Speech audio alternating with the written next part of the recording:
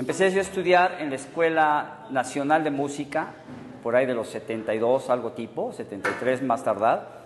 De allí me empezaron a hablar de una escuela muy importante de aquella época, que era la Escuela Libre de Música en México. Cuando yo llego a esa escuela, era la Escuela Libre de Música del maestro José F. Vázquez. El maestro José F. Vázquez fue discípulo del maestro Carrillo y todavía estaban dando clases las hijas del maestro F. Vázquez.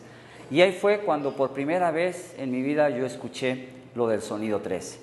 Pero en los 70s, pues tenía poco que había muerto el maestro y pues también había muy poca información acerca del sonido 13. Pues transcurrieron muchos años todavía después de esto. En unas vacaciones, yo ya tenía muchos años en las escuelas clásicas, en la Nacional y así en algunas otras, andaba en el sindicato, estudiando en la armonía contemporánea, en fin. Cuando de vacaciones nos vamos a Cuernavaca y un amigo de allí nos comenta que ahí en Cuernavaca había una persona que estaba bien loca. Así textualmente me lo dijo. Y entonces cuando me dijo, él dice, no, pues es un tal que hace algo así como sonido 13. Pues inmediatamente fuimos a buscar.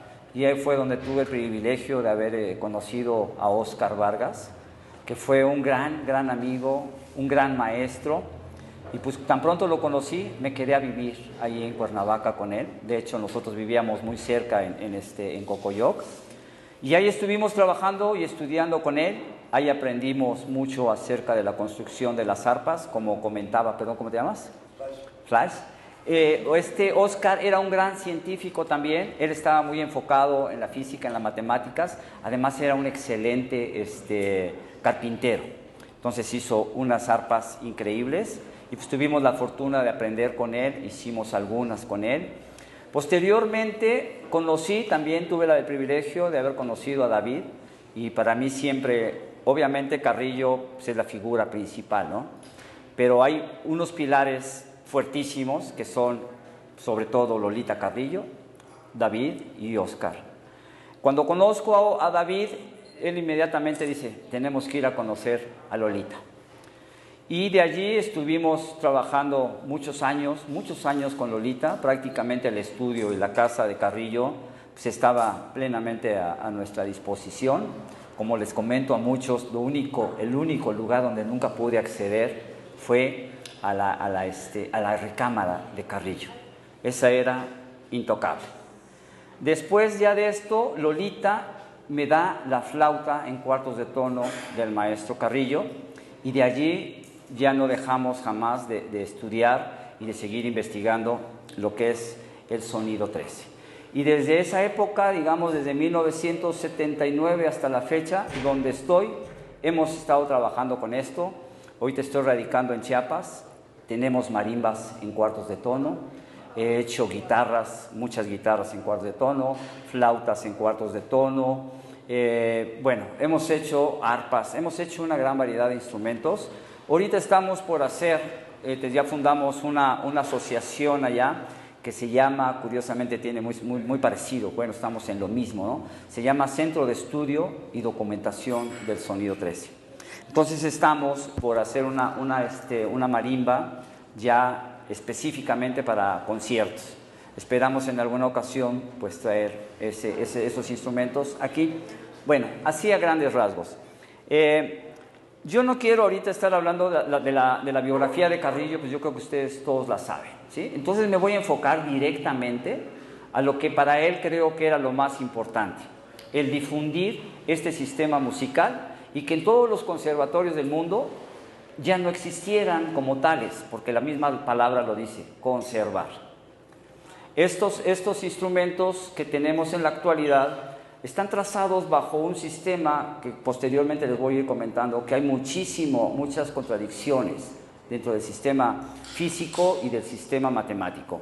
Porque nosotros los músicos practicamos un sistema que no tiene teoría y nos teorizan algo que no practicamos. Entonces es muy complicado. Bien, vamos a empezar con los 3 ideales principales que manejaba el maestro Julián Carrillo. El primero es simplificar la música. Fíjense nada más qué cuestiones tan antipedagógicas. En la música nos hablan de 35 nombres para 12 sonidos que entonamos únicamente con 7 sílabas. ¿Para qué quiero yo 35 nombres si nada más tengo 12 sonidos? Y peor aún, ¿por qué nada más los entono con 7 sílabas? Esto, para empezar, nos confunde a los músicos, ¿no? Cada sonido tiene hasta 3 nombres diferentes. Entonces, o 4 en algunas ocasiones. Y aquí nada más estoy hablando de que son 7 naturales, 7 sostenidos, 7 dobles sostenidos, 7 bemoles y 7 doble bemoles. Y todavía las teorías musicales se disparan con muchísimas más símbolos que totalmente no tienen el más mínimo sentido. Entonces, el maestro Carrillo comenta que la música se debe de hacer o de leer tan fácil como leer el periódico y de escribir como se escribe una carta. Cualquier persona que sepa contar del 0 al 11 puede hacer música. Aquí, ¿sí alcanzan a ver el pizarrón allí? Son 2, 4, 5. Tenemos que utilizar en el sistema musical, tenemos hasta 9 claves. Las claves son las que nos determinan la altura y el nombre del sonido.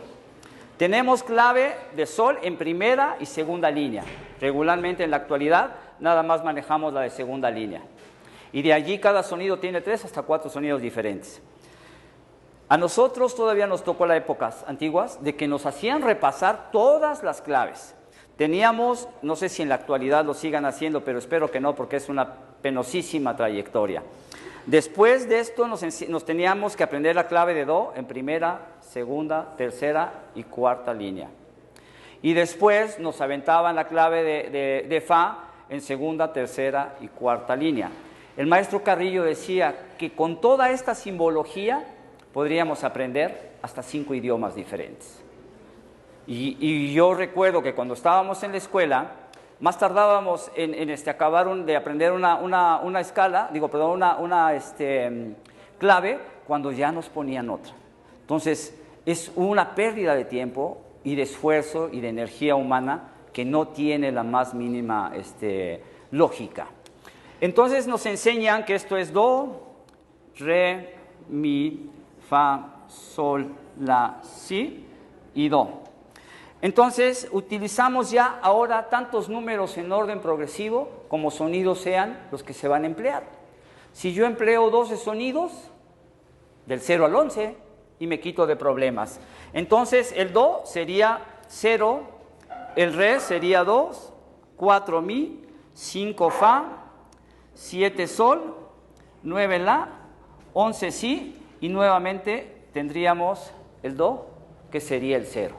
Cualquier niño que sepa contar hasta el 11, inmediatamente puede hacer música. Yo he tenido experiencias allá donde radico, como algunas personas que me conocen, a veces me invitan a que yo dé cursos. Regularmente, las personas o los niños que tienen capacidades diferentes, nadie les quiere enseñar. Entonces a mí me hablan y dicen, oye, ¿le quieres enseñar a estos muchachos? ¿Cómo no? Les digo con toda honestidad que me ha tocado dar varios cursos de esos y los niños en 1 o 2 meses ya están tocando. Así, de ese tamaño. O sea, es mentira que para que tú seas músico necesitas ser un gran virtuoso, que por de varita mágica vas a venir ya virtuoso. Virtuoso fue Carrillo, ¿no? Yo considero que tenemos otro nivel, ¿no? Él, con todo respeto, toda la trayectoria todo lo que hizo él es de una persona totalmente excepcional. Eso que ni qué. Entonces tenemos 12 números para 12 sonidos. Entonces aquí tenemos el que conocemos nosotros como, le llamamos como do sostenido, perdón, acá do sostenido, do sostenido o re bemol, ¿verdad? De esa forma conocemos este sonido. Luego aquí yo ya tendría nada más el 1 y siempre va a ser 1. No que si subo es do sostenido y que si bajo es re bemol, no. Aquí siempre va a ser 1. Entonces es más lógico, ¿no? Si yo a cualquiera le digo, este es el sonido 1, no hay ningún problema, inmediatamente lo identifica. Obviamente, aquí sería el sonido 3, que sería el re sostenido o el mi bemol. El número 6, que sería el fa sostenido o sol bemol. El número 8, que sería sol sostenido o la bemol. Luego tendríamos el 10, que sería el la sostenido o si bemol.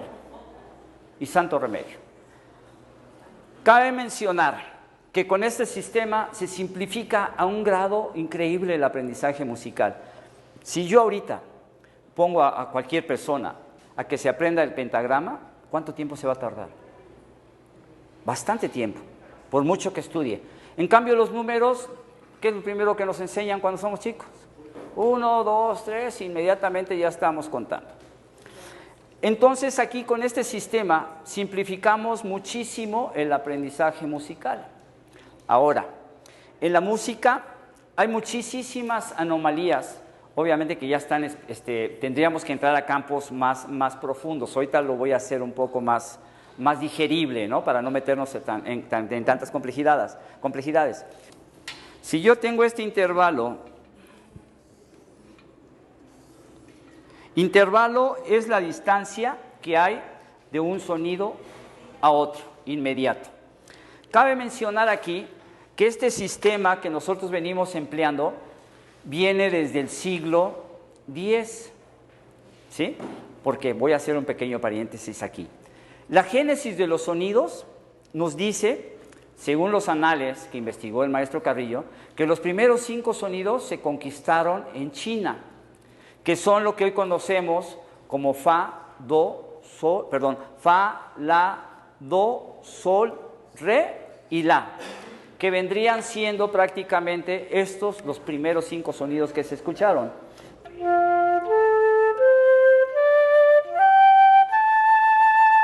Entonces, en aquella época la música era así.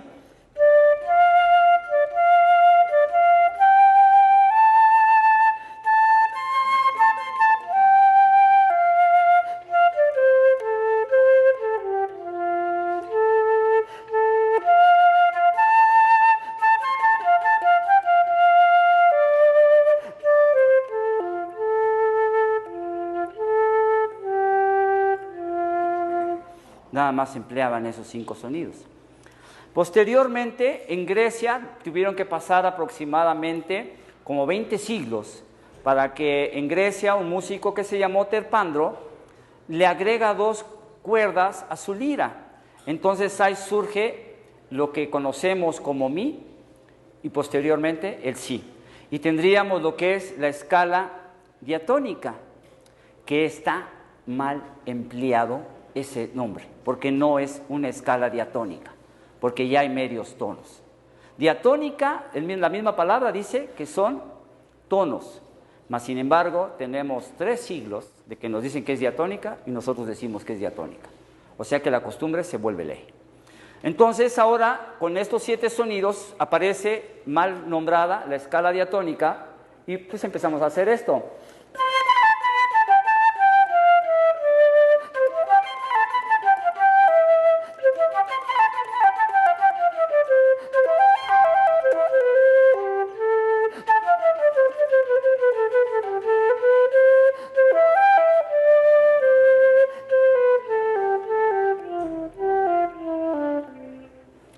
Nada más pequeños ejemplos.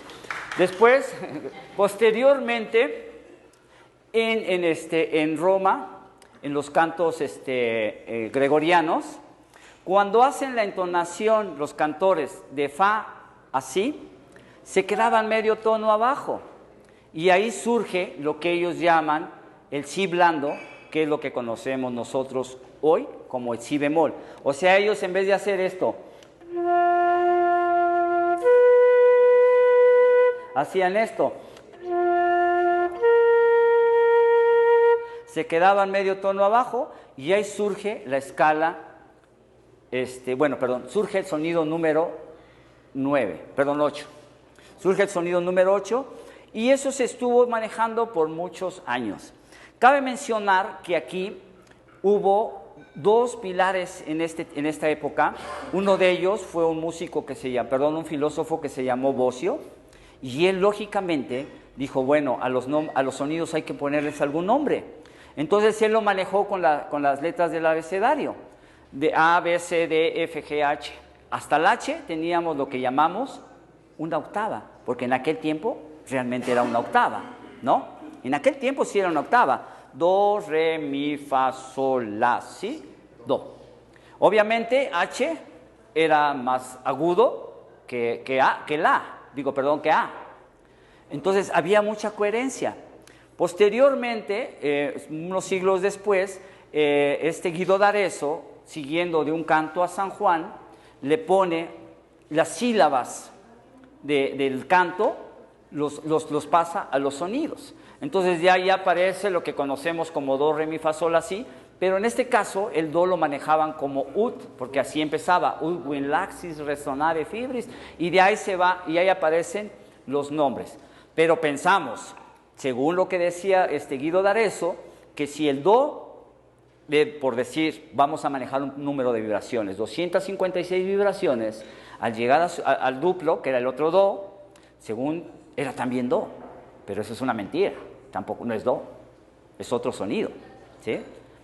Posteriormente, pasan muchos años, y por ahí del siglo XVI, un matemático que se llamó Ramos de Pareja, él, en sus razonamientos matemáticos, decide hacer una subdivisión basándose en la raíz dosava de 2, que es lo que actualmente manejamos todos los músicos a nivel mundial, raíz dosava de 2. Esto quiere decir que en un duplo de vibraciones vamos a tener 12 sonidos, y ahí nace el temperamento.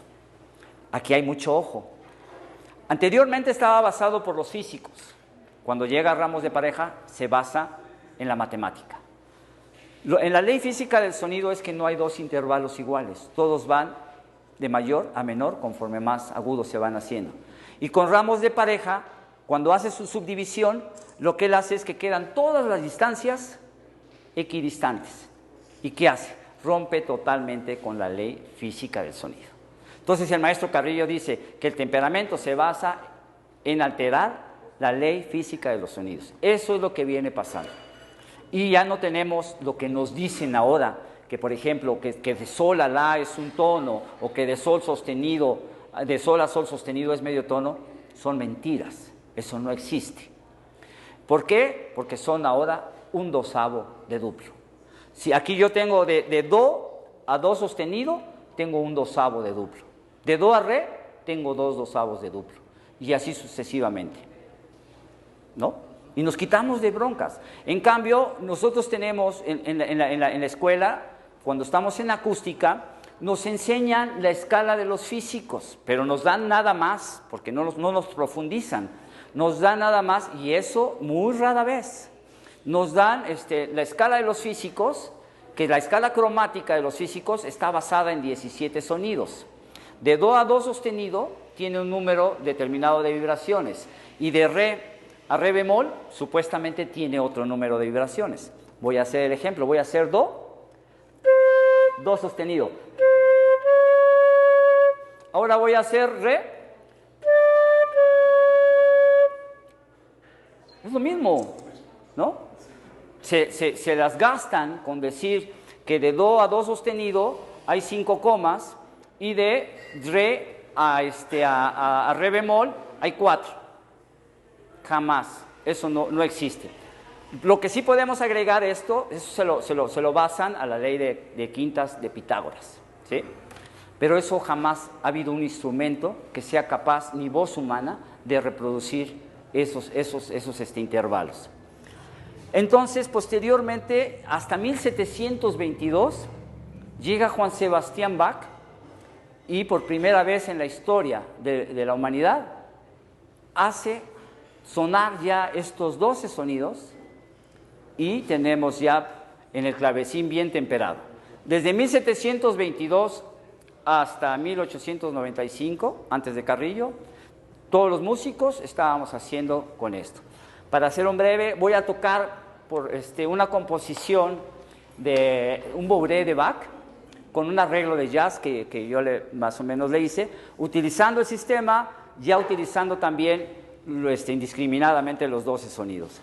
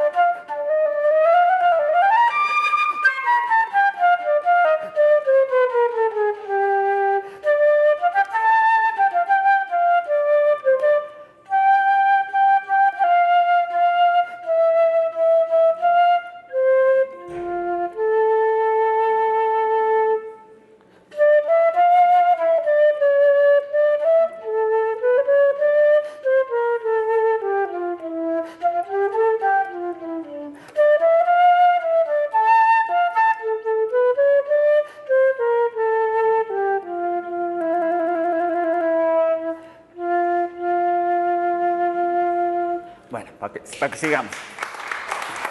Gracias. Gracias. De allí pasan aproximadamente 173 años y el maestro Carrillo, después de salir de una clase de acústica en el conservatorio, hay una clase donde nos enseñan que si subdivides la cuerda en 2, tienes la octava. Si la subdivides en 3, tienes la quinta. Y así sucesivamente. Entonces, cuando llega a los tonos y medios tonos, cuando llega hasta los medios tonos, cuando sigue la subdivisión, pues dice, con su gran lógica que lo caracterizaba, pues esto no puede quedar aquí, tiene que continuar. Entonces nos platicaba David, Lolita, cuando estábamos con ellos, que el maestro Carrillo, con el dorso de su navaja, empezó a hacer la subdivisión en en 16avos de tono, 16 partes de do a re. A partir de esa fecha, desde 1895, empieza lo que es la gran historia de la revolución musical del sonido 13. Y de ahí toda la vida del maestro Carrillo se ha destacado, o se destacó, perdón, más bien dicho, por siempre estar estudiando, siempre estar investigando y siempre estar buscando muchísimas cosas. En la práctica tenemos instrumentos y composiciones que nos producen los 16avos de tono, tenemos las arpas, tenemos los pianos, uno de los pianos, y ¿cómo se llama? En el contrabajo también podemos hacer 16avos de tono. Para esto, obviamente, hay que modificar y construir nuevos instrumentos, ¿no? Por ejemplo, como las flautas. Cuando yo tuve la flauta del maestro Carrillo, pues tenía algunas cuestiones que ya tuvimos que modificar porque era un poco incómoda para tocar, y sucesivamente ahorita en la actualidad pues ya hay más instrumentos, pero lo que sí necesitamos es todavía mucho más información, porque hay muy poca información. Aquí cabe mencionar de algo sumamente interesante. Si yo escucho a Bach, a Beethoven, a Mozart, a cualquiera de los músicos que ha habido, Nos quedamos admirados con su gran capacidad creadora para hacer música. En la escuela nos enseñan el arte de combinar bien los sonidos. Pero Carrillo venía totalmente equipado, era el todoterreno, digo yo. ¿Por qué? Él era un gran físico, un gran matemático y un excelente músico. Cosa que Bach, que Beethoven, Mozart, todos, lo único que hacían, pues era el arte de bien combinar los sonidos. Entonces Carrillo, cuando se percataba de que algo no era lo correcto, inmediatamente se ponía a investigar. Cabe mencionar que cuando estaba el maestro Carrillo, él vivía en mesones. Nada más esto es para que nos demos cuenta de la magnitud de su capacidad auditiva. Estaba el trompetín, y cuando hacía la octava el trompetín, el oído le decía al maestro que se estaba pasando de lo que nosotros conocemos como octava, que realmente no es una octava, ¿no? Sino usando 12 sonidos es una treceava. Entonces llegó el maestro Carrillo y les pidió al comandante que quitara a ese trompetín y que pusiera otro. Y así fue, y al día siguiente lo mismo. Regresó Carrillo y le dijo al comandante lo mismo. Y así fueron hasta 3 ocasiones. De allí inmediatamente se fue a Nueva York con un físico que se llamaba Lutz, se apellidaba Lutz, para investigar lo que es la ley del nodo. La ley del nodo se trabaja prácticamente en todos los tubos. Es un punto muerto. Y eso en los tubos lo que hace, en ese punto muerto, lo que provoca es que se acorten las distancias y supuestamente al hacer la octava, como ya se acorta la distancia, obviamente se excede de vibraciones. Entonces allí el maestro Carrillo ya saca la nueva, o veraz, digamos, la veraz ley del nodo. Pero eso ya es otra cosa más profunda. Entonces nos damos cuenta de que Carrillo no se quedaba, ¿no? con las cuestiones así nomás. Entonces, aquí, ya cuando llega Carrillo, tenemos la subdivisión. Voy a hacer unos pequeños ejemplos. Aquí voy a hacer de sol a la, que es la distancia que conocemos que como sol a la, un tono. Lo subdivido a la mitad. Lo subdivido en cuartos de tono.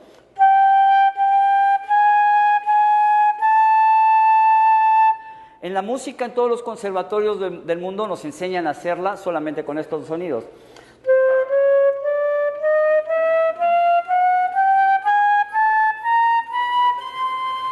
La escala cromática ascendiendo.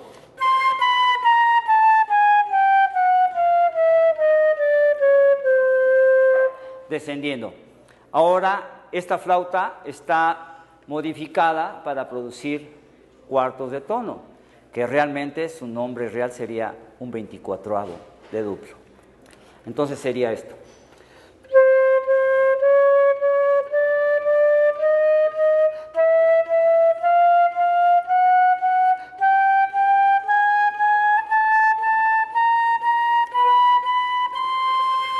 Ascendente.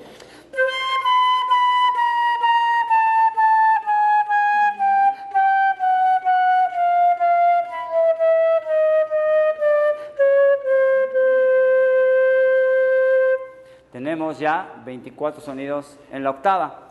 Ahora, ya que estamos en esto, traje una composición. Esta composición yo la quiero mucho porque tenía mucho tiempo que no la tocaba. Esta composición la hicimos directamente la primera vez por primera vez tuvimos la oportunidad de tocar una composición en microintervalos, que es esta composición. La primera parte está compuesta en 3 movimientos, por decir de esta forma. La primera parte la escribió David, la segunda parte la escribí yo y la tercera parte la escribió un amigo que tocaba con nosotros en aquella época, que se llama Ramón. Como les decía yo hace rato, yo sé que Carrillo prácticamente es como el sol y todos giramos en su entorno. Yo aprecio mucho a David, porque para mí no están muertos, quedaron conmigo, con todo el conocimiento que ellos me dieron. David, aparte de ser una persona muy capaz, era una enciclopedia. David era como, aparte de ser discípulo de Carrillo, era como su asistente personal. Toda la vida y obra de Carrillo se la sabía de lo que le preguntaras. Él les llevaba su agenda, él les llevaba todo. Y muchas veces, pues ha pasado, yo me doy cuenta que pasa desapercibido, y yo creo que es una persona que merece también él, Óscar. Y pues bueno, ¿qué diríamos de Lolita, no? Lolita pues fue también todo un personaje, fue la segunda de a bordo prácticamente, ¿no? Entonces en esta composición, por recordar un poco también a David, esta composición le llamamos nosotros, que en aquella época le llamamos que es un homenaje, uno más de tantos que merece el maestro Julián Carrillo. Esta originalmente está para arpa en 16avos de tono, flauta en cuartos de tono y guitarra en cuartos de tono. Obviamente nada más voy a tocar la parte de la flauta en cuartos de tono.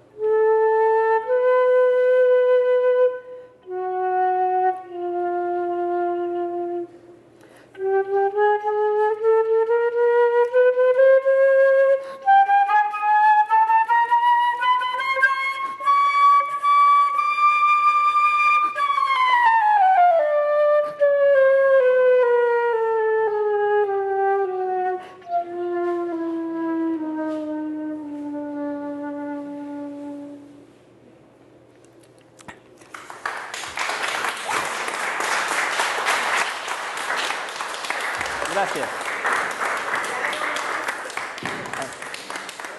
Muchas gracias. Bueno, esta es para recordar a nuestro gran amigo David. Ya tenía mucho tiempo que no la tocaba. Bueno, entonces nos quedamos en que obviamente ya con esta gran posibilidad sonora que nos deja el maestro Carrillo, seguimos con lo de la simplificación de los sonidos, del sistema musical. Entonces estábamos comentando de que ya totalmente es anacrónico el sistema que nos están enseñando en las escuelas, porque es un desgaste totalmente innecesario. Cabe mencionar, por ejemplo, que en las escuelas, nada más voy a hacer algunos pequeños ejemplos para no ahondar tanto, ¿no? Por ejemplo, en la escuela a mí me dicen que el intervalo de do a mi bemol, o sea que sería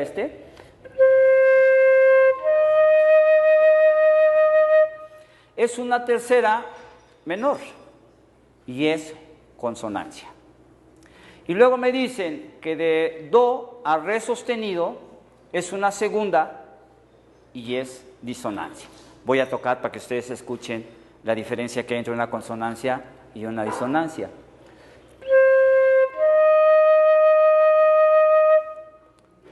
¿Escucharon alguna diferencia? Lo vuelvo a repetir. Do de do a mi bemol. Consonancia. Do, re sostenido. Disonancia.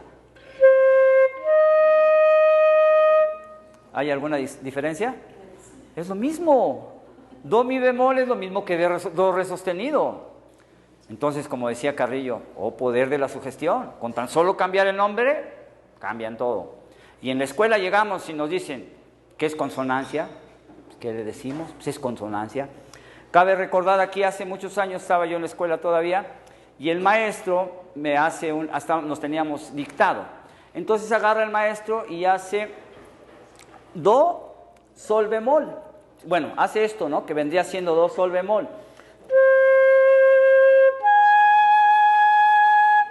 Do, sol bemol. Y yo le digo, es una quinta disminuida. Es una cuarta aumentada. Sí. Pasó. Al ratito, el maestro me dice otra vez lo mismo. Me pregunta, dije, ahora sí. ¿Es una cuarta aumentada? No. Es una quinta disminuida. Es lo mismo. Exactamente lo mismo. Y cuando salgo yo dije, chin, soy re malo, tengo una oreja de la patada, ¿no? Y eso es lo que nos enseñan en las escuelas. Entonces, toda esta serie de anomalías, lo único que provoca es que haya deserción, pérdida de tiempo. Yo tuve una experiencia, yo estuve dando, pues, desde hace muchos años ando metido en esto, estaba en aquella época, era director de una casa de cultura allá en Morelos. Y en Morelos, en Cuernavaca, pues ya mucha gente, ya cuando se jubila, llega ahí a veranear, ¿no? Entonces yo tenía la escuela allí y llegó una maestra que era pintora, ya una señora grande. Entonces llega a la escuela y me dice, oiga maestro, ¿podría yo dar clases en la escuela de pintura? No le voy a cobrar, no tengo necesidad, órale. Entonces yo estaba dando las clases y la maestra siempre estaba viéndome. Hasta que yo le digo, maestra, pásele. Entonces pasó, ya estuvo. Y me dice la maestra, ¿sabe qué? Dice, yo toda la vida, desde que era chica, quise ser pianista. Y mi mamá me puso a estudiar pintura, me puso a estudiar danza, porque decía que eso es lo que yo tenía que estudiar. La señora había sido buena bailarina y yo obviamente buena pintora. Digo, no maestra, no hay edad. Y era una señora ya más o menos de edad. Se quedó estudiando conmigo. En un año la maestra ya estaba tocando. O sea que es mentira garrafal de que tú tienes que entrar. Claro que entre más practiques y más tiempo estés metido en la música, puedes avanzar más. En la música muchísimo es práctica. Y lo demás, pues sí, en este caso ya como lo convertimos en ciencia, porque todos pensamos que la música nada más es el arte de bien combinar los sonidos, pero no. La música es física, es matemática y además es el arte de bien combinar bien los sonidos. Entonces, Carrillo comentaba que los músicos del futuro, y yo pienso que a hoy ya, Los músicos tenemos que saber cómo construir nuestros instrumentos, cómo afinarlos, hacer composiciones para ellos. En cambio aquí, ¿cuántas veces no se han dado cuenta de que, por ejemplo, hay un concierto de piano? A mí me ha pasado muchas veces, vamos a tocar un lugar y el pianista se está tronando los dedos porque no ha llegado el afinador, ¿no? Tan fácil como tú pum, pum, pum, pum, pum, lo afinas y vámonos, ¿no? Entonces, todo ese tipo de cosas lo único que provoca es una, como dice Carrillo, una total y rotunda anarquía.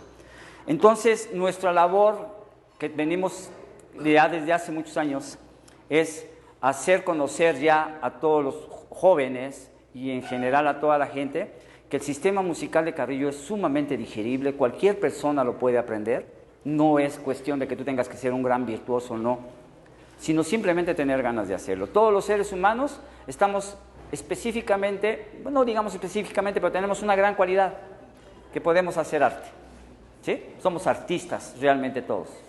Lo que pasa es que no tenemos muchas veces la difusión, o sobre todo en nuestro país, desgraciadamente, hay dinero para campañas, hay dinero para todo, pero para la cultura nunca hay nada, ¿no? Desgraciadamente. Pero aquí, pues ahora sí que entramos, como dicen, los locos, pues a tratar de que entremos en coherencia, ¿no? Para poder seguir caminando. Entonces, simplificamos la música. Entonces, ahora ya el sistema nos quitamos de pentagramas, nos quitamos de claves, nos quitamos toda la simbología inútil que tenemos en el sistema temperado, bueno, más bien dicho, clásico. Toda esa simbología la hacemos a un lado y utilizamos tantos números en orden progresivo. Ahora, aquí vamos a emplear algo que es muy, muy práctico. Yo ya tengo una sola línea, ¿sí? Y en esta línea los valores siguen siendo prácticamente los mismos. Si yo tengo cualquier número, el que sea, en este caso a mí se me ocurre el 0, ese vale o dura 4 tiempos, o sea que es la unidad. Cualquier número con este símbolo es la mitad, dura 2 tiempos. Cualquier número con este símbolo es un cuarto y dura un tiempo. Cualquier número con este es un octavo y dura medio tiempo, y así sucesivamente, 16avo, 32avo y el 64avo. ¿Sí? De esta forma tenemos nuestra escritura musical.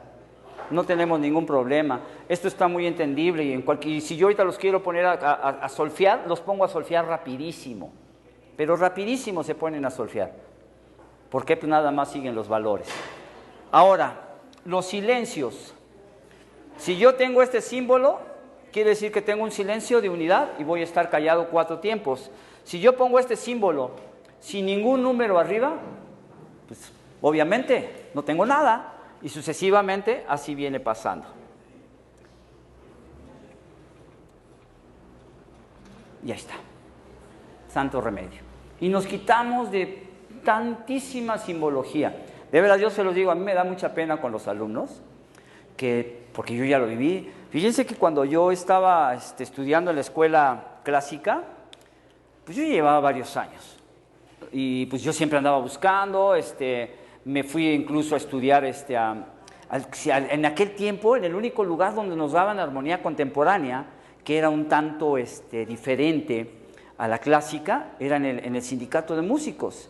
Y yo me iba ahí con el maestro Pérez Márquez, que era uno de los mejores pianistas y compositores en esa época, y con él me ponía a estudiar armonía, porque estábamos buscando cosas diferentes, siempre cosas diferentes. Pero ya con este sistema te quitas de andar buscando todo ese tipo de cosas, porque ya las tienes a la mano. Entonces aquí, con esto ya nos evitamos de muchísima simbología. Ahora, ya tenemos esto. Ahora, hay otra cosa que es bien importante. Fíjense nada más. Voy a hacer este ejemplo. Los índices, por decirles de esta forma, para que ustedes me lo entiendan más, son las alturas de los sonidos. Por ejemplo, vendría siendo lo que conocemos, este do, vendría siendo el índice 5, que es el que encontramos a la mitad del piano, ¿sí? Entonces yo hago esto. Este do ya sería el índice 6, el 7, y sucesivamente la flauta llega hasta el 8. ¿Cómo lo escribo yo ya con la flauta? Fíjense, bueno, con el sistema clásico, nada más vean, qué locura. ¿Cuántas líneas tengo que utilizar?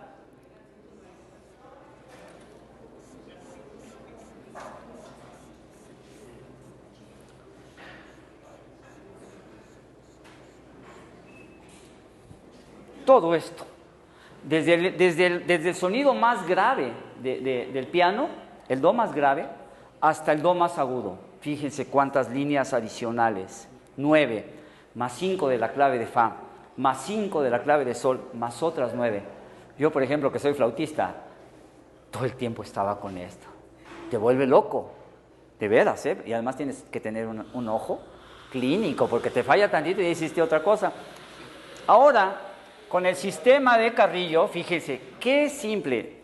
Nada más de aquí, que vendría siendo este do. Este do sería esto, lo que les comenté ahorita, el do índice 5.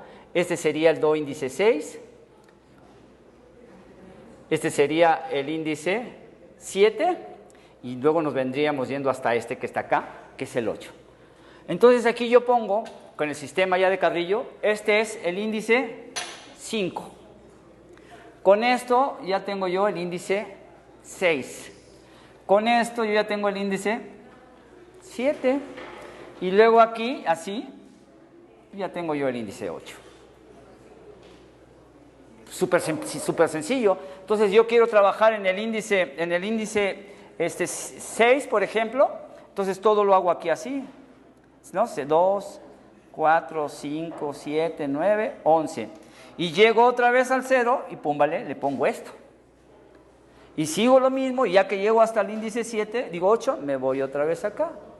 Igual de la misma manera, si lo hago hacia abajo, estoy en el índice 5, este sería el índice 4, el índice 3, el índice 2 y el índice 1. Y santo remedio. Todo el piano lo escribo con esto. Y aquí todo esto tengo que escribir y me tengo que aprender las dos claves. Y si los pongo, no, es una locura, de veras. Y eso ya es lo más tranquilo. Entonces, tenemos una simplificación totalmente increíble. Ahora, viene lo que es el enriquecimiento. Ya vimos lo que es la simplificación. Tenemos ya, cualquier persona que quiera estudiar música lo puede hacer con toda facilidad. Y esperemos pronto que ya tengan aquí la Escuela de Sonido 13. Bueno, ahora, enriquecer. Al momento en que tenemos, ya escuchamos cómo ha venido la evolución de cómo el hombre a través de los siglos ha ido reproduciendo los sonidos a voluntad. Entonces, ahora con el sistema de Carrillo, vamos a hacer, por ejemplo, David nos manejaba mucho esto. Si vamos a tocar en 16avos de tono, o en cuartos, o en octavos, vamos a llamarles así ahorita. Que por cierto, yo he escuchado muchas veces, y sí es bueno que sepamos, que no hay microtonalismo, hay microintervalos. Microintervalos sí hay, microtonalismo no existe, porque ni siquiera existe el tono, ¿sí? Entonces muchas veces yo escucho por todos lados que dicen microtonalismo. A veces yo hago un ejemplo muy burdo. Yo llego a la tienda y le digo, ¿me da un microlitro de leche? No, ¿verdad? No hay microtonos, no hay microtonalismo, porque realmente en la música no utilizamos ni siquiera el tono. O sea, eso es una falacia, pero eso ya tendríamos que hablar de otra forma ya más profunda y nos daríamos muchísimo tiempo. Entonces, Carrillo, yo en todo el tiempo que he tenido, que son muchísimos años, lo único que yo escuchaba de Carrillo era pequeños intervalos. o pequeños soniditos, porque hasta le decían el soniditos, ¿no? Pero él, eso fue al principio, pero él decía casi siempre pequeños intervalos. Ya con David, Oscar y todos, y Lolita, ya empezaron a manejar lo que es microintervalos, que es más congruente. Entonces, aquí con esto tenemos ya la posibilidad, no nada más, si yo lo trabajo en 16avos de tono, la escritura en 16avos de tono, puedo tocar cuartos de tono, puedo tocar octavos y puedo tocar 16avos. Entonces ahora, si está en 16avos, el 0, bueno, vamos a ir poco a poco. Si yo tengo tonos y medios tonos, llamémosles así, tengo del 0 al 11. Si tuviera tercios de tono, tendría 18 sonidos y serían del 0 al 17. Si tengo cuartos de tono, serían 24 sonidos y sería del 0 al 23. Y sucesivamente va de 6 en 6, ¿sí? Si son octavos de tono, tengo del 0 al 47 porque son 48 sonidos. Si tengo 16avos de tono, sería del 0 al 95 porque son 96 sonidos. Entonces, aquí yo tengo Do, el Re sería 16, 32, 40, 56, 72, 88 y nuevamente el 0. Ahora, si yo tengo del 0 al 16, del 0 al 16 sería el tono, ¿verdad? Del 0 al 8 sería el medio tono, del 0 al 4 sería el cuarto de tono, del 0 al 2 sería el octavo y del 0 al 1 sería el 16avo de tono. Entonces, yo todas las partituras, aquí por ejemplo, a ver si alcanzan a ver, todas las partituras que manejamos ya nosotros están escritas en números del 0 al 95, ¿sí? Todas las partituras que hacemos nosotros ya no empleamos el sistema clásico. Porque en algunas composiciones, por ejemplo, Preludio a Colón, una de las, cuando si Carrillo quería poner, por ejemplo, Fa, un cuarto de tono arriba, ponía el Fa y un guión hacia arriba. Si lo quería hacia abajo, le ponía Fa, un guión hacia abajo. Esto para cuando tocó con los músicos de Nueva York y todo esto, los músicos pues no se metían todos a estudiar el sistema numérico, entonces lo identificaban un poquito más. Entonces, de esta manera, tenemos ya la subdivisión en 16avos de tono, que realmente su nombre sería un 96avo de duplo. Ese es su real nombre. Y esto no lo digo yo, esto lo dice Carrillo. Yo miren, yo he estudiado con muchos maestros. Para mí ha sido un gran placer en mi vida, he tenido maestros muy buenos. Uno de ellos fue Jean Etienne Marie también. Jean Etienne Marie fue discípulo de Carrillo, también fue de los que estuvo difundiendo la obra de Carrillo en Francia. He estudiado por necesidad, porque no ha sido algo que me haya llamado mucho, a Lois Hava, a John Cage, a muchísimos músicos. Pero cuando ya te pones, es como platico con algunos compañeros, cuando tú te pones ya directamente a trabajar lo de Carrillo, es una ciencia perfecta. Entonces ya no hay que querer, ya no hay que buscarle, ¿no?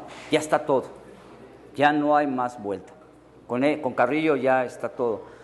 Yo manejo mucho una cosa, hago una referencia, cuando trabajábamos con Lolita, una vez, no sé, a lo mejor ustedes han escuchado de un músico que se llama, ahorita se me olvidó su nombre, es Julio Estrada. Julio Estrada es una persona que está más del lado de la electroacústica, ¿sí? Muy afín a lo que hacía Jan, ¿no? Entonces está metido en la electroacústica, estuvo trabajando con un poco con Manuel Enríquez, fue de esa camada, ¿no? También el otro, Arispe, Asensio, no, es otro, ¿cómo se llama este muchacho? La Vista, también con La Vista, ¿sí? Con ellos, entonces ellos estaban más dentro de la electroacústica. Entonces un día me habla Lolita y me dice que Estrada va a dar un curso en el estudio de Carrillo, que por qué no iba yo. Entonces yo dije, qué padre, ¿no? Este cuate va a dar un curso de Carrillo. Jamás en la vida, porque yo me llevaba muy bien con Manuel Enríquez, con La Vista no tanto, porque yo era muy amigo de su esposa estudió conmigo, que también es una excelente flautista, ella también tocó varias veces Preludio Colón.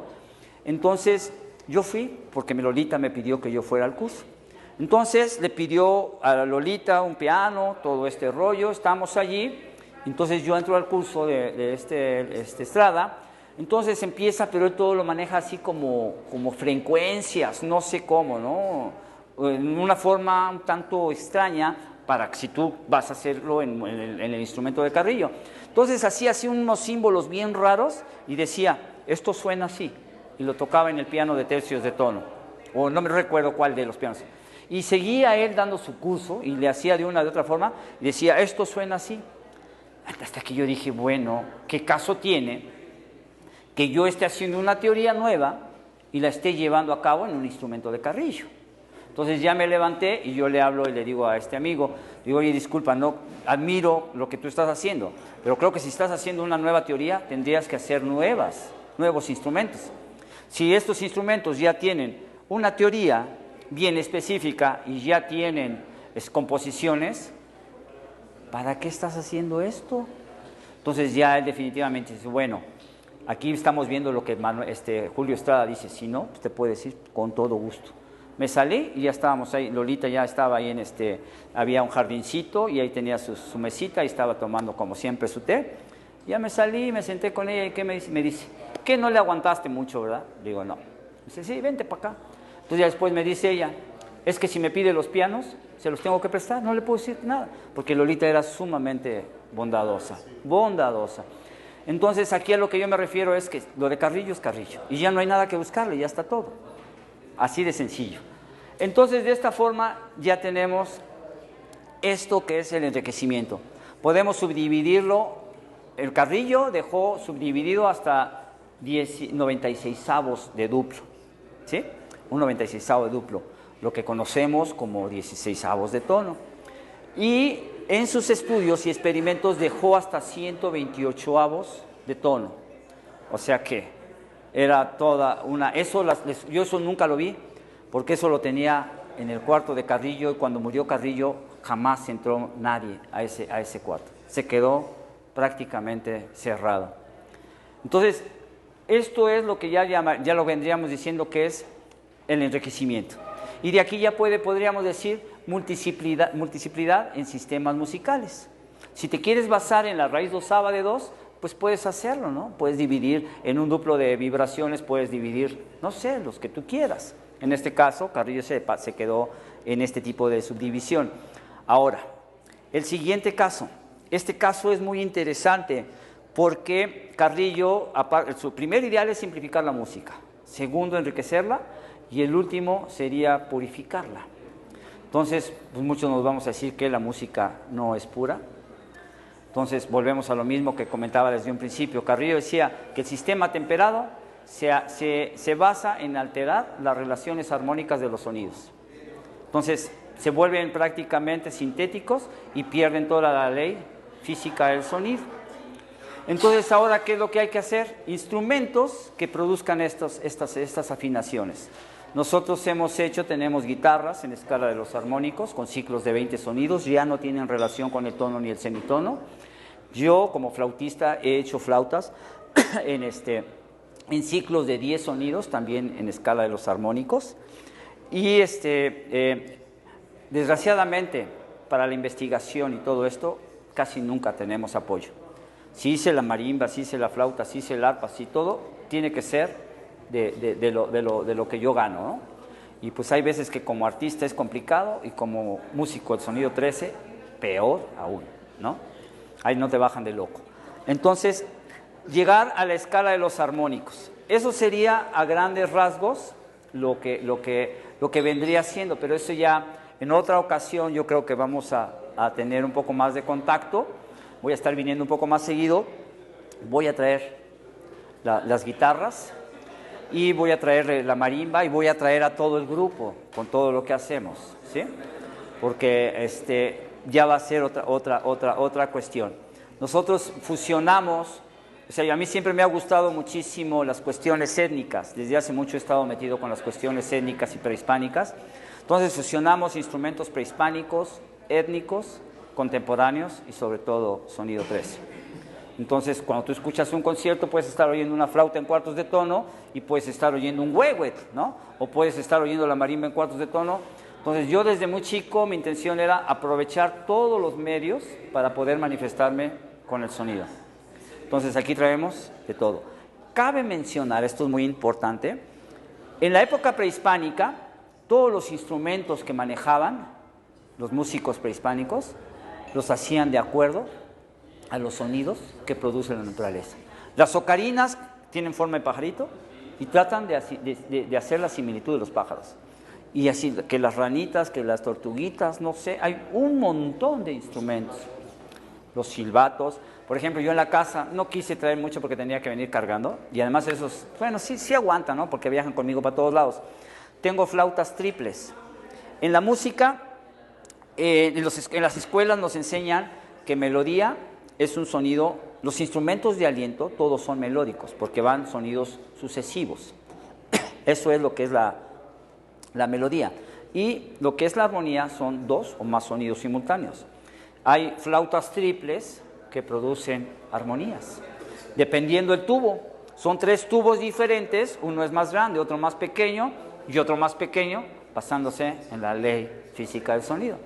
Todo esto pues nos da a ver que yo hago aquí, por decirlo, yo lo que manejo, hago una unión de los músicos más antiguos con lo más contemporáneo, que es Carrillo. Y pues hasta ahorita ha tenido bastante aceptación, suena interesante, suena algo diferente. Y bueno, si alguien quiere hacerme, bueno, antes, ¿saben qué? Sí quiero comentarles esto. Esto es muy interesante, porque muchas veces a mí me preguntan sobre las armonías. ¿Cómo se escriben las armonías? Yo ya les dije cómo se escribe una melodía, ¿no? Yo agarro y escribo una melodía. Por ejemplo, aquí hago esto, por decir así. Por ejemplo, ¿no? Entonces yo pongo esto, ¿sí? Por decir algo. Entonces aquí ya está mi melodía. Pero luego me preguntan, ¿y cómo lo armonizas? Bueno, hay una ley. El sonido más alto es el que me determina la altura y todos van en relación a él. Voy a hacer esto.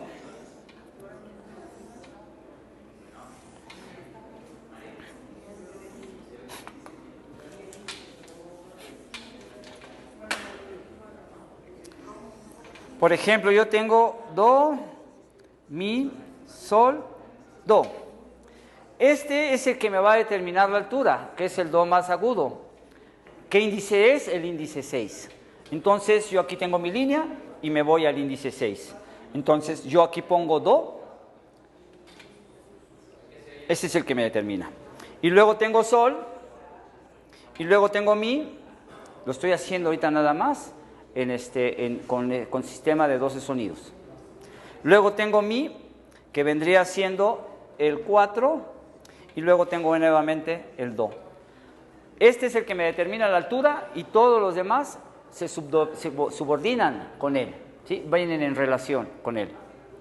Ahora, algunas ocasiones pasa que se excede de una octava.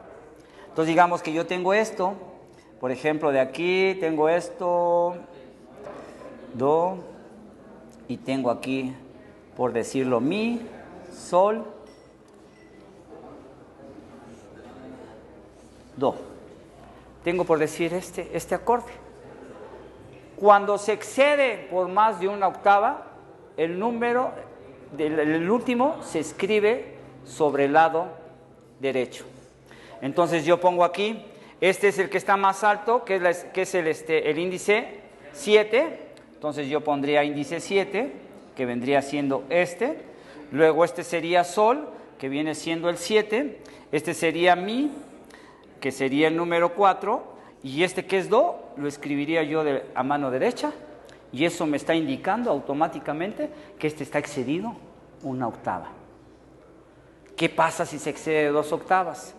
Hago lo mismo, pero lo escribo del lado izquierdo. Y de esa forma queda totalmente solucionado lo de las armonías. ¿Y qué es lo que necesitamos? Melodías y armonías. Pues a grandes rasgos. Si quiere alguien, si tienen alguna duda o una pregunta. ¿No tiene ninguna pregunta? Bueno, entonces, ¿sí fui explícito o no estuvo muy explícito? ¿Sí?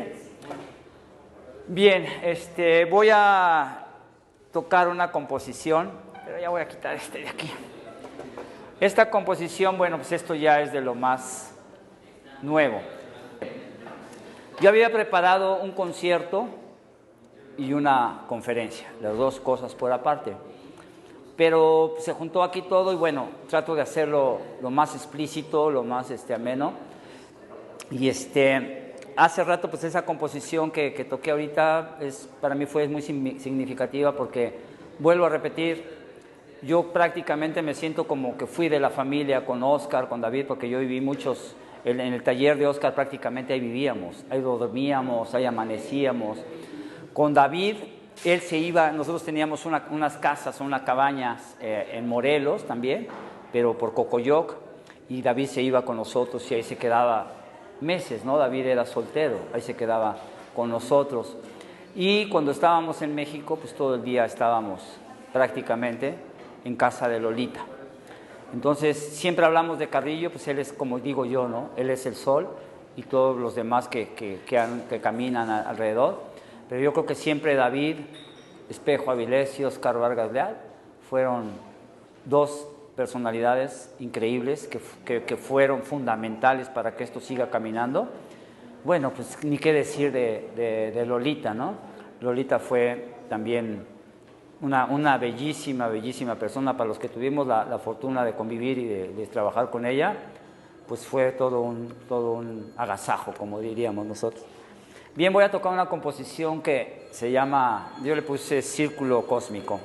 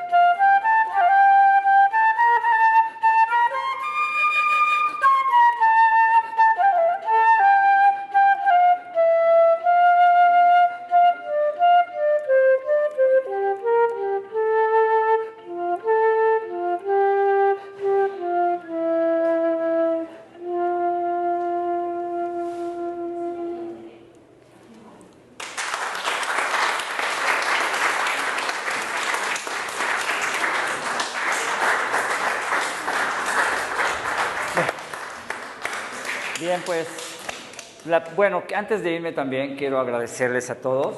En este caso, pues, no está Mauricio, pero pues la verdad le agradezco a Mauricio por haber hecho este esfuerzo de que yo estuviera aquí, a todo su equipo, a Anita, a Iván, todos los que conforman, los chavos que están allá haciendo todo el acervo.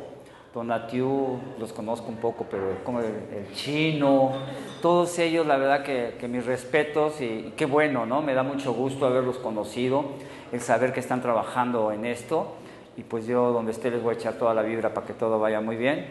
Y pues ha sido un gran gusto el haber estado aquí.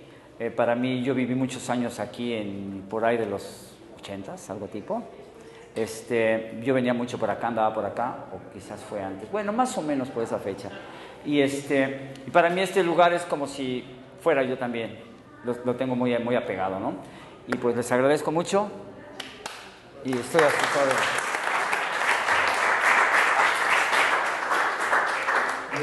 Mauricio estaba por venir, anda en un evento en el Museo de la Máscara, que yo te dijera que ¿Ah, sí? Y bueno, ya esto ha sido un gran placer. Gracias por recordarme a mis maestros, David Espejo y Oscar Vargas. Sí, yo fui su alumno un día, pero fui su alumno. Ellos estuvieron aquí hace 40 años, aquí en San Luis. Tuvimos oportunidad de interaccionar con ellos y ellos son los culpables que de alguna manera, al menos desde el lado cultural, porque nos corrieron de las clases de música, no ellos, los otros maestros, por magos. Entonces, nada más los compañeros se han dedicado a la música, son buenos guitarristas, les gusta la cuestión del sonido 13, pero se han metido ellos siguieron su camino tradicional. Antonio González, nosotros son buenos músicos, ya estarán por aquí en alguna oportunidad cuando regresen de Estados Unidos. No sé si tengan algún comentario, pregunta que quieran hacerle a Jorge. Yo nada más una duda o una inquietud. Aparte de todas las influencias de Maestro Carrillo, de mucha gente que mencionaste, la pieza que tocaste de El Bobré, tiene un arreglo de Jethro Tull, pero yo ya le hago un arreglo ahí también. También pensaba en eso, si tienes una también ligera influencia de... Bueno, es que yo crecí, mira... Anderson, porque... Pues podría ser, mira, yo desde que empecé a estudiar música, yo empecé así de la manera empírica, y en aquella época pues éramos rock and rolleros, ¿no? Yo entré a la escuela de música realmente por hacer rock and roll. Yo entré a esa escuela para hacer rock and roll realmente. Pero después, cuando conocí a la obra de Carrillo, pues obviamente me olvidé de todo lo demás. Bueno, es más, voy a dejar aquí a Mauricio, le voy a dejar composiciones que hacemos nosotros de jazz, de rock, de blues, utilizando instrumentos... ¿Ya te vas? Cuídate mucho, ¿eh? Yo tengo relación, la última cosa que tocaste. ¿Tú crees también que músicos contemporáneos como Anderson hayan tenido... Mira, yo... En esa época, porque ahorita creo que ya hay más influencia. Pues mira, John Anderson es un excelente flautista, ¿no? Que ni qué. Ya, pero ellos se manejan 100% en la cuestión clásica, ¿no? Dentro del sistema clásico, y obviamente pues, él es rock and rollero y jazzista. Yo sí no niego mis inicios, yo soy de la época del rock and roll, o sea, yo empecé con el rock and roll, hacíamos rock and roll progresivo. De hecho, todavía sigo haciendo rock and roll. Hago muchísimas cosas dentro de la... por ejemplo, tengo una composiciones donde toda la banda está rock and rolleando y yo estoy tocando con una flauta de los soques. Ahorita no traje ninguno de eso porque no quise traer. Las flautas soques son las flautitas así que tú las ves y dices, ¿qué es eso, no? Pero con esas todo el grupo está tocando y estoy yo con la flauta de los soques. O está y yo estoy tocando con alguna flauta triple de las épocas prehispánicas. O, a su vez, estoy tocando con la flauta en cuartos de tono. Entonces, pues sí hay eso. Algunas composiciones que tenemos, que son pocas, sí tenemos así un corte más como la primera, ¿no? Con la que hicimos con David. La que hicimos con David, como que está más tranquila, más así como que tiene otro carácter. Y la última que toqué, pues ya prácticamente, aparte de que ya son de los 80s a los 2000, ya son un chorro de años de haber transcurrido, ¿no? Ahora, yo he visto muchos músicos que no traen flautas perforadas, pero no traen flautas modificadas en cuartos de tono, y pueden tocar cuartos de tono cuando son perforadas, pero no toda la escala. Pero aún... ¿Cuál es la diferencia entre la transversal y la que...? ¿La que tengo yo? Pues la mía es transversal.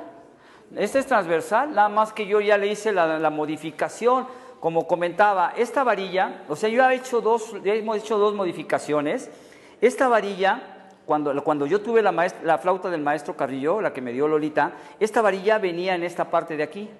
Aquí venía esta varilla. Entonces, la flauta, el principal asiento es este. Si yo tengo la varilla aquí, la que voy a estar deteniendo es la varilla. Entonces, al momento en que yo detenía la varilla, ¿qué es lo que provocaba? Inmediatamente yo abría la perforación del cuarto de tono.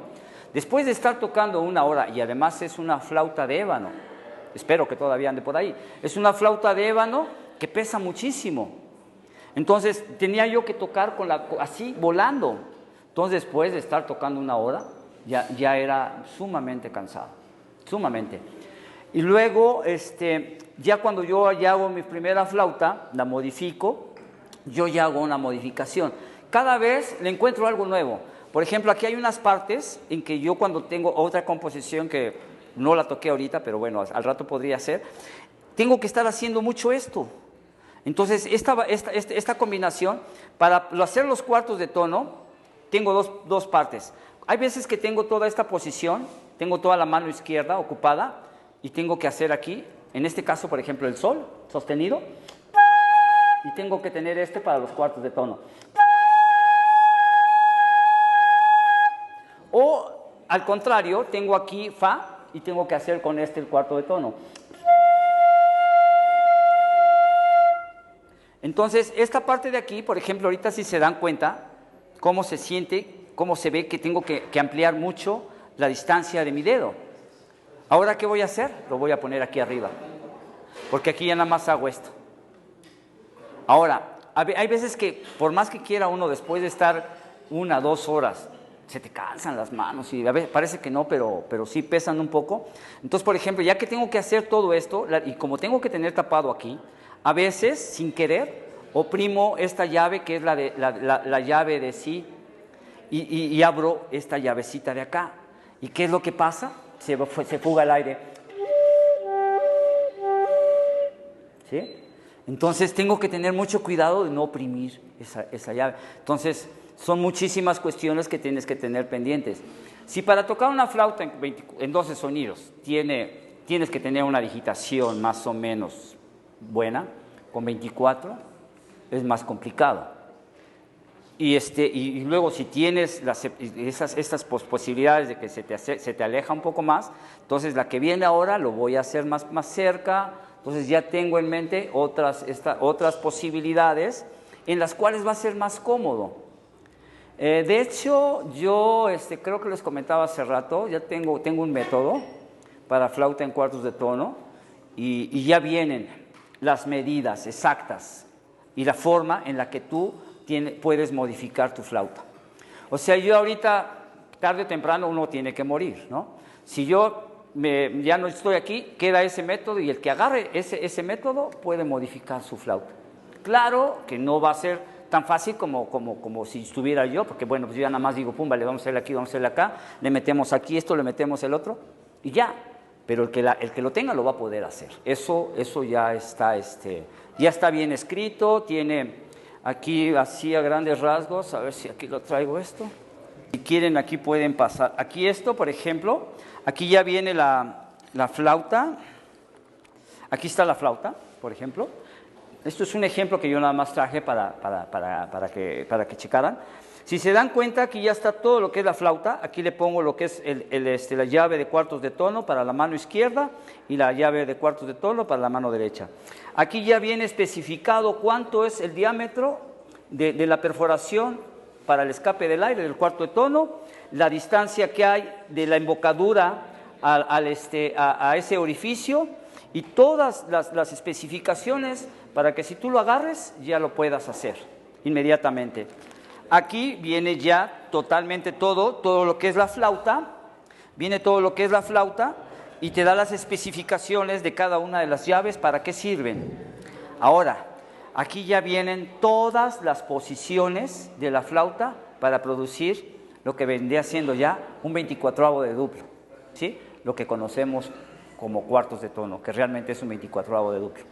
Entonces aquí ya vienen todas las posiciones, perdón, está así.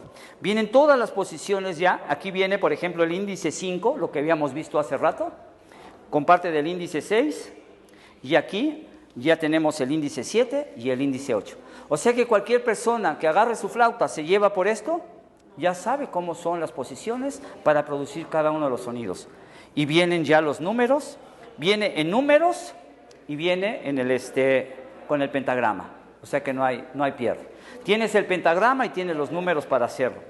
Y yo obviamente, bueno, pues aquí ya tengo algunas partituras y bueno. Y obviamente, pues allá en la casa ahorita no traje todo el libro, pero allá queda. Pero esto nada más era una muestra para que cualquier persona que quiera modificar su flauta lo puede hacer. Nada más es cuestión de querer. Entonces, esa es la gran ventaja ya que hay ahorita, ¿no? Entonces cada vez va uno modificando y va haciendo uno diferentes cosas. Y bueno, pues eso es así a grandes rasgos. Antes de otra pregunta, dijo que iba a tocar una después. ¿Una más? A ver, aquí Se vende el uso del cero. ¿Perdón? El uso del cero. Del cero. Sí. Como los... ¿Sí? ¿Sí? Carrillo, todo este sistema, como yo les dije desde un principio, yo me baso específicamente, o sea, lo que Carrillo deja, eso es lo que yo les vengo a comentar. Ni le quito ni le pongo nada. Exactamente, por eso es que yo les comento que realmente Carrillo en sus mismos libros especifica. Sí, por relación nos dice o decimos, ¿no?, que es cuartos de tono, octavos de tono, pero realmente ni siquiera el tono existe. Eso es una falacia. Nosotros no trabajamos tono. Podría ser, como dice el mismo maestro Carrillo, lo que dejaron los físicos antiguos está más cercano al tercio de tono que al tono. ¿Sí? Entonces, si hacemos la división de 9 octavos, se excede la famosa la octava. Y si le hacemos la de 8 novenos, queda más bajo. Pero lo más cercano es a tercios de tono, no a tonos. Realmente en la música no trabajamos, ni hemos trabajado nunca, ni tonos, ni semitonos. Entonces, como decía Carrillo, Carrillo preguntaba, ¿qué es el tono? Y te dicen, la distancia que hay de do a re. Y luego les decían, ¿y qué distancia hay de do a re? Pues el tono, ¿no? Quedaba uno igual. Entonces Carrillo ya empezó a hacer sus investigaciones. Y pues ya es lo que les digo, llegó a la conclusión de que nosotros los músicos no practicamos ni tono y mucho menos tono. Decía, si no conocemos qué es el tono, mucho menos vamos a saber qué es el medio tono. Entonces aquí volvemos a lo que yo les comentaba. Estamos basados en la raíz dosava de 2. En un duplo de vibraciones tenemos 12 sonidos. Si yo pongo 24 sonidos, en un duplo de vibraciones tengo 24 sonidos, es un 24avo de duplo. Y así sucesivamente. Eso es lo que Carrillo dice. Yo no lo estoy inventando ni nada. Exactamente eso es lo que él propone.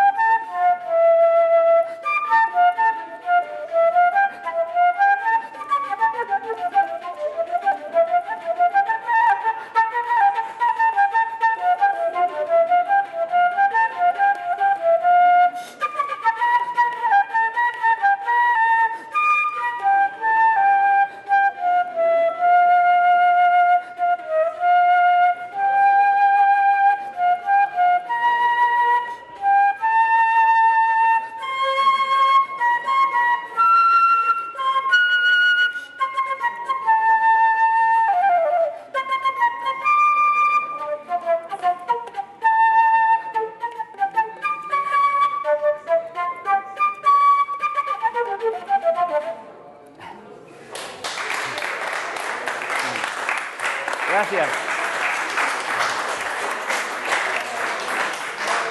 O sea que en rock and roll también se puede hacer cuartos de tono.